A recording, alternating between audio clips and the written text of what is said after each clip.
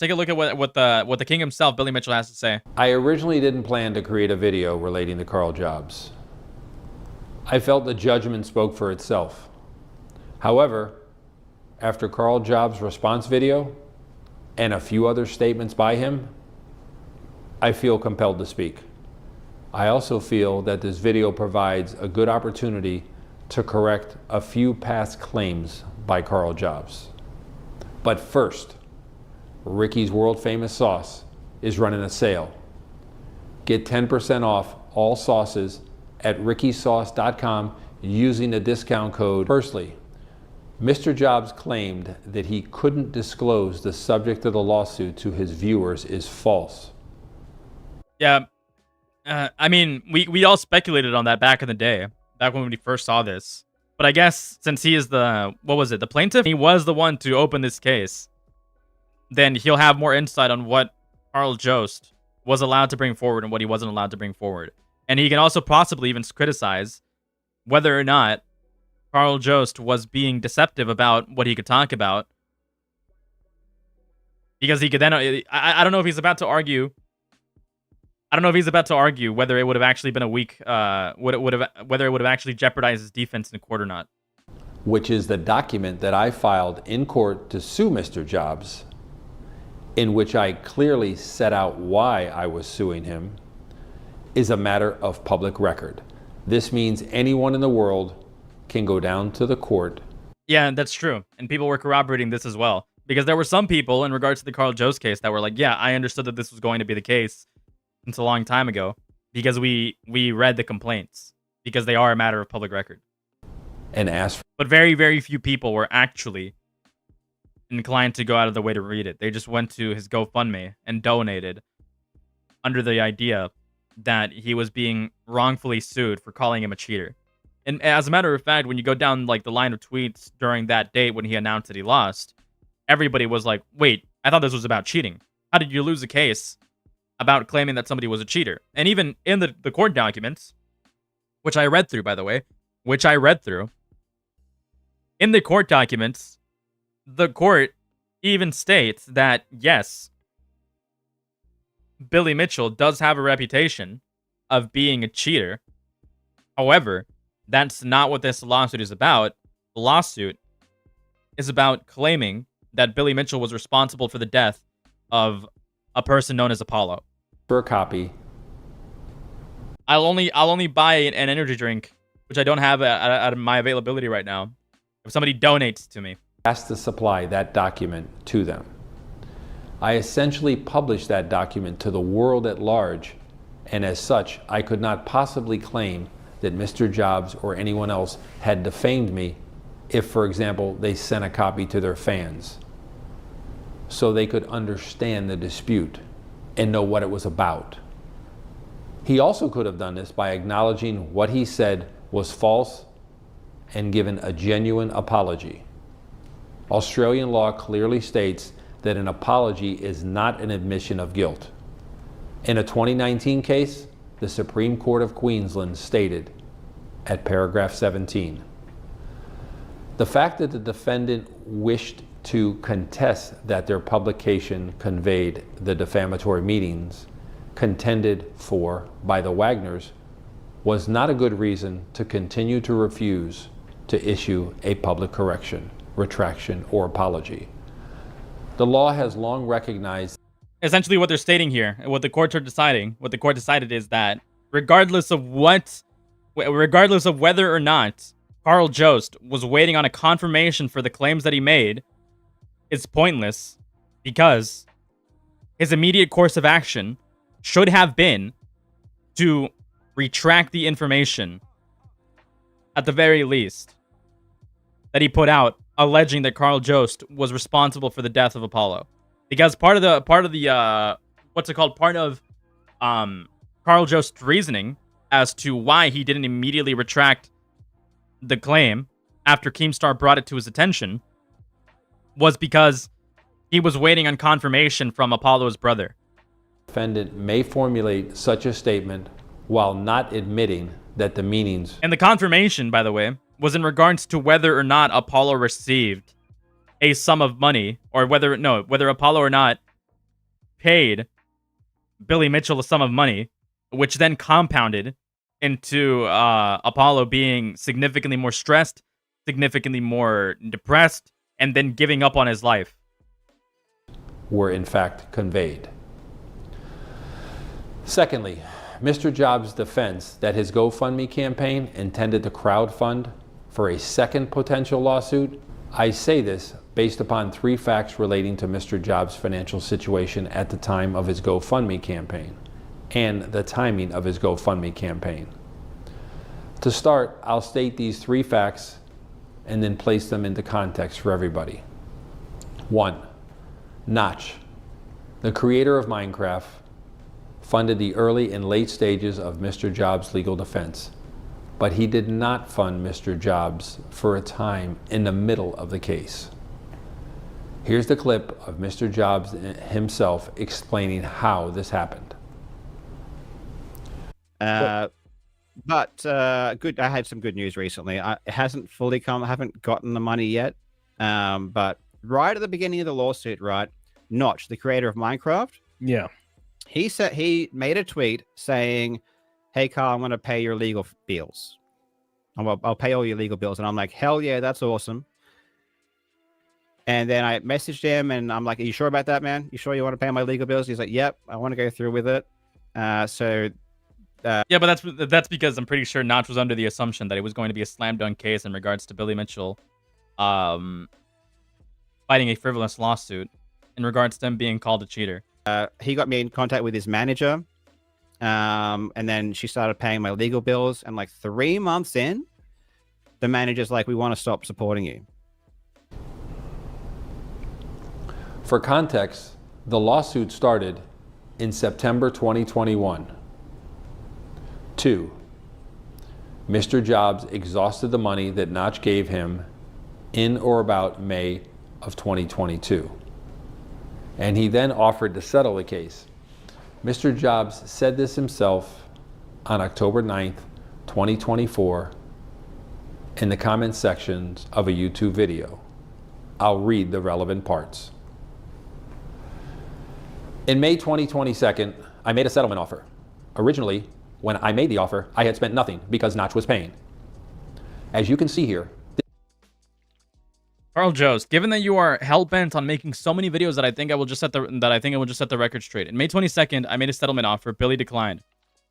Yeah, probably because it was going to be a slam dunk case on you know, Apollo's death, which appears you weren't fully aware of based on the court documents. I did my part to avoid this. The clips of me talking about not settling came years later, when I'd already sunk hundreds of thousands into a defense, which you shouldn't have because your defense had nothing to do with Apollo. Billy has to win, or it did have to do with Apollo, but it was focusing on the wrong areas. It wasn't focusing on the alleged, you know, death, or the allegation that Billy Mitchell caused the death of Apollo. It was focusing on whether money was exchanged between Apollo and Billy Mitchell.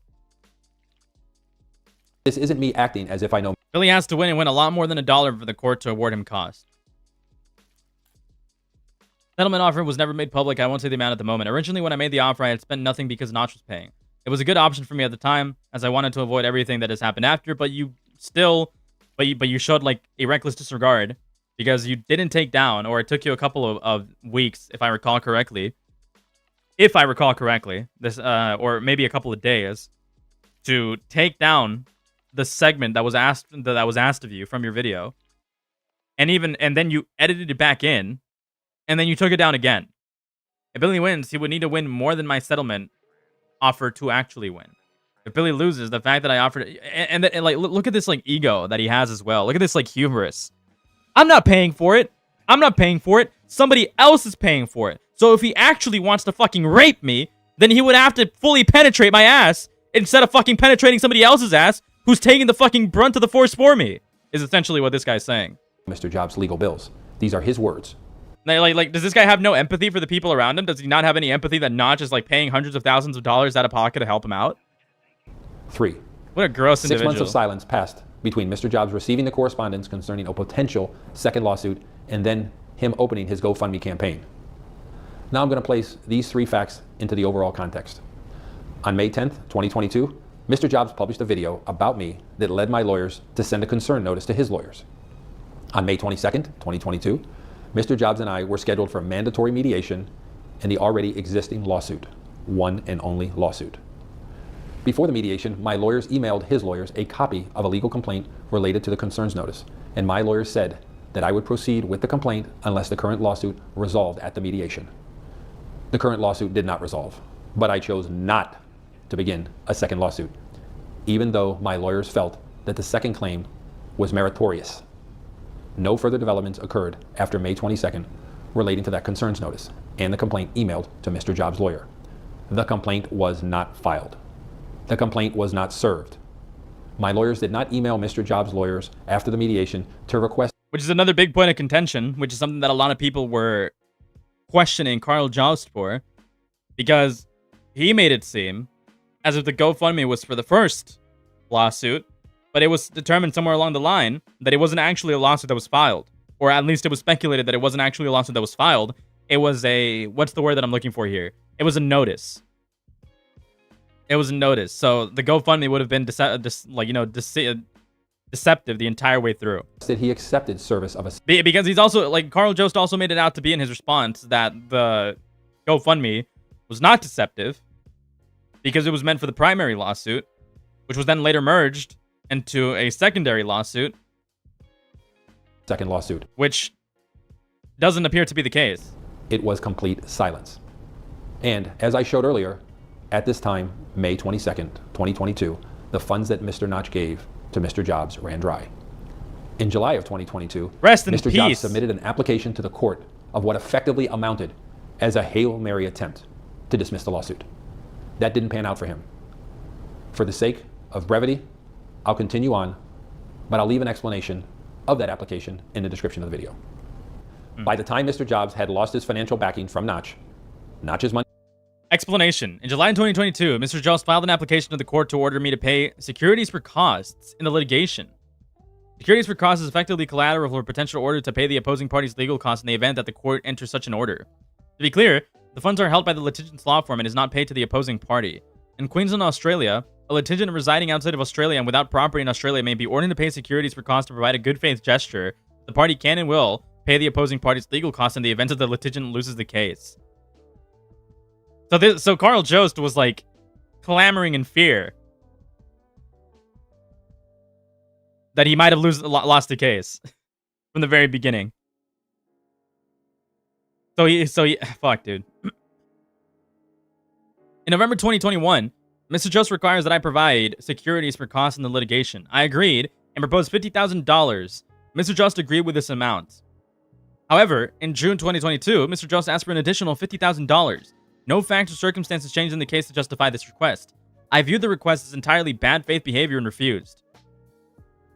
In my view, Mr. Jobst was clearly hoping that I could not pay an additional $50,000, and he could then file to dismiss the case on the basis of failure to pay. Or at the very least, he hoped to tie up more of my money so that I couldn't use it to pay my lawyers. That is a very shady way of dude. No wonder the guy was talking about, like, there's no way that Billy wins. What would you call this? What would you even call this in a legal sense? Like, where's Major Windy when I need him, unironically? This is like some shady behavior to be enacting during a fucking legal case. But I refused to comply with the request that I viewed as malicious. In July 2022, Mr. Jobst filed an application to the court to order me to pay an additional $50,000 in securities for cost. I opposed the application entirely. The court was very critical of Mr. Jobst's counsel at the hearing. My lawyers expected that the court would not require me to pay any additional funds for securities for costs.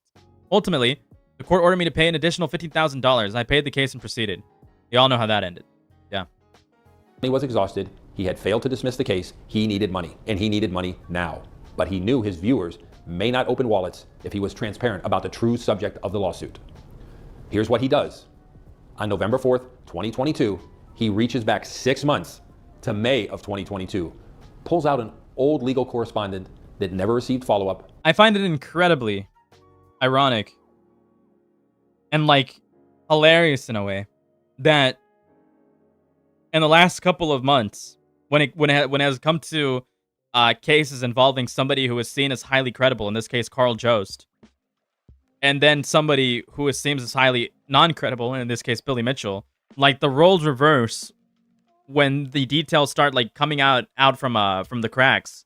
The roles reverse almost immediately, because now I'm significantly more inclined to believe Billy Mitchell, because his story makes a lot more sense and it's a lot more thorough than anything Karl Jobst has said in the past couple of years. So even who knows if Billy Mitchell is being dishonest throughout this, but it doesn't seem like he is. It seems like he's being pretty straightforward and honest about what it is that he's stating. And he creates a GoFundMe campaign on the premise that he urgently needs financial support for a potential second lawsuit. Karl, I do not accept the fact that you generally woke up 6 months after the last correspondence, and also after your financial support ran out from Notch, and you suddenly felt the need to crowdfund for a potential second lawsuit. You obviously knew the second lawsuit was not coming. Or at the very least, you were unsure if it ever was. You created a GoFundMe campaign with the knowledge and intent to fund the existing lawsuit on false premises. Period. End of paragraph. With that said, I feel it is important to address Mr. Jobs' principal argument. I think I would have to agree with that. That's something that I was speculating even back then when this case initially broke. Against all this. His argument is that he opened the I still trust Karl more because he helped me pick up women. Great one. Great one, Mike. GoFundMe campaign because my lawyers told him that I provided instructions to commence a second lawsuit. His position is, if Billy lawyers said so, then why should I not believe them? Here's the clip of him saying that. Then in 2022, Billy sent me a third concerns notice because of a video I released in April regarding one of Billy's witnesses accusing him of extortion. And he followed that up with another lawsuit, of which he sent to my lawyers and told them he was going to file it against me. And then he sent me a fourth concerns notice, saying he intended to sue me because I put a 10-second AVGN meme in a video completely unrelated to Billy. Billy was now threatening me with 3 simultaneous lawsuits. The first one had already cost $200,000. Which, now that I look back at it, it might not be a threat of 3 simultaneous lawsuits. It could have been everything into one. Saying, hey, you keep defaming me. You keep defaming our client. Maybe you should tone it down before we start compiling more to pursue in the primary lawsuit that we are trying to push against you. $1,000 in the first year alone. So if Billy filed the second and third lawsuits, there was no way I could afford to defend myself. Here's the problem. Mr. He never Jobs filed. Testified under oath at trial, quote, I don't believe anything Billy Mitchell says. Yeah? End of quote. So apparently the only time Mr. Jobs ever believes me is after 6 months pass without follow-up, and he stands to gain $200,000 from his audience. In my opinion, the irony of Mr. Jobs' behavior here is that this misleading and disingenuous behavior is the exact type of behavior that he attacks people for in his videos. True. And the harsh reality is he uses these tactics on most subject matters, not just this one. Based upon Mr. Jobs... Which, by the way, there is reason to believe this, what he's claiming, that he used this tactic on most subject matters. Given that Munahar has even come out and said, sometimes Karl Jobst employs certain phrases or certain wordings that I personally wouldn't use. I lost... Like Karl Jobst does seem to be the type of individual that seems to be way over his own head. Way too egotistical to not understand that sometimes he is saying stuff that could be applicable to himself as well. That he doesn't really reflect on. Because he just considers everything that he says gospel, bulletproof video. It appears that he plans to dispute the factual findings of the judgment. And based upon his Discord messages, it appears that he's planning a broader revenge campaign against not only me, but my family, my hot sauce company. Here's what I'll say of that with the information available to me today. It's very easy for a YouTuber to create a self-serving video with an unopposed narrative shaped by them. Yeah. It is not easy to present those arguments in a court of law, where the other side can argue back and win. Remember, Mr. Jobs already received his opportunity to argue anything and everything that he claimed in his I Lost video, or may claim in a future video. Remember that despite all these allegations that he hurls with inflammatory languages, it is ultimately him who the court found to not be a credible witness. Let's review an example of this in his I Lost video. He says this. I will say one thing, though. The judge found Billy Mitchell to be a credible witness, and essentially accepted his full oral testimony as fact, despite our many attempts to show that Billy is a liar. For example, we have Billy on video in 2023 during his Twin Galaxies deposition saying that the effect I've had on him is minimal. Yeah, but this was taken out of context. Or at least he's trying to recontextualize it or narrativize it in a way that benefits him. Because what he's actually arguing here... I'll just play the clip in a second. actions that Karl Jobst and David Race and Jeremy Young and Jeff Harris take also cause you emotional distress? That is minimal compared to this. At that moment in my deposition, Well, he's about to I explain was it discussing anyways. the allegations related to video games, not Apollo Legend. Yeah. The questioner listed a series of individuals in lawsuits with me that all related to video games in one way or another, either in the complaint, in the defense, or as a broader background text. All while sitting in a deposition for a Twin Galaxies lawsuit. Then, when the questioner asked why, I said because this is where it all began. Because my answer related specifically to Twin Galaxies and video games. Mr. Jobs will likely respond by playing a segment of my deposition. I'll play it here and then discuss. What about Karl Jobst? Why are you suing him? Karl Jobst has nothing to do with video games. He's being sued because he's blaming the death of an individual, Apollo Legend, on me.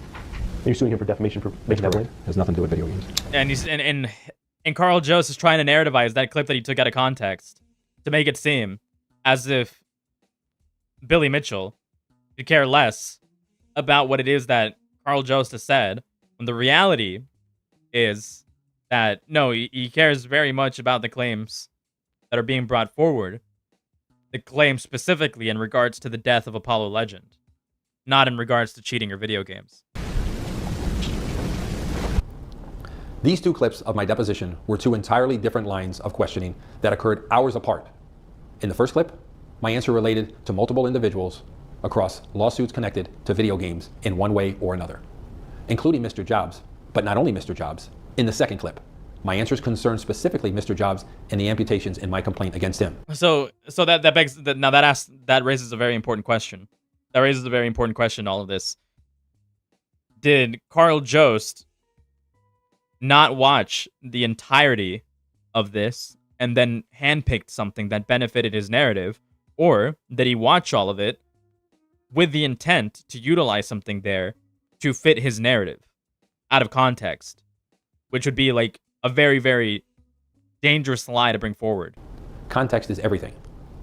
What does Mr. Jobs not do in his I Lost video? He doesn't present any opposing argument to his narrative. Despite hearing my explanation, my deposition testimony at the trial, and despite reading the judgment's reasoning for accepting my testimony on this issue, he just omits everything and presents his position as fact.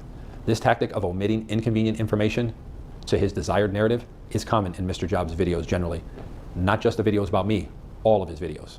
Here's an example from his I Lost video.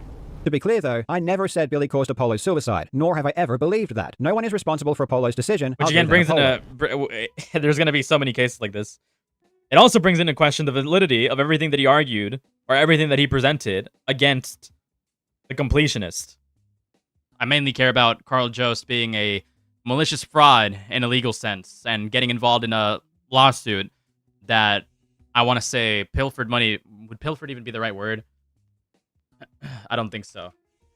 It tricked people into giving, or deceived people into giving tons of their money to a lawsuit that was never going to succeed in the first place.